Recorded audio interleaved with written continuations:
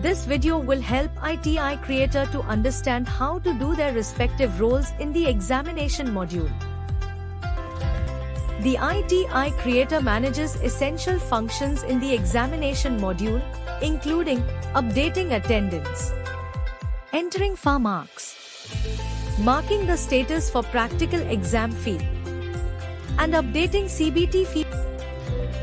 Now, click on the trainee option from the left-hand menu. Do scroll down and check the count of the trainees as per the admission year. To check the details of a particular candidate, they need to click on the Action button. Then click on the Attendance module from the left menu. In the Attendance section, the trainees will be shown according to their eligibility under Eligible and Not Eligible. What is eligible and not eligible? For example, DGT has set the following criteria for eligibility. Now, if any trainee fails to adhere to the set criteria, they will automatically be classified under not eligible candidates by the system. Now, in the Attendance module, all the trainees will be listed under not eligible by default as their attendance has not been submitted.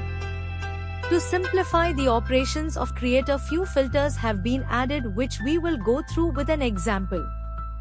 Now, for example, the creator wants the list to be filtered out for a particular trade.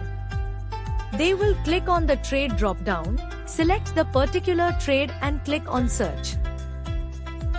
Please note, the trainee can also be filtered out according to trainee code, trainee name, trade, shift and unit. Now, to enter the attendance, the user can either enter it manually on the portal through the list, or they can do it through bulk update as well. To update attendance in bulk, they will click on Download Attendance Template button to download the Excel sheet. The downloaded sheet will have the candidates for the filtered out trade. Now, they need to enter all the attendance in the sheet as shown. Once the user has updated the data on the Excel sheet, they will click on the Attendance Bulk Update button and then upload the template sheet with all the filled in details.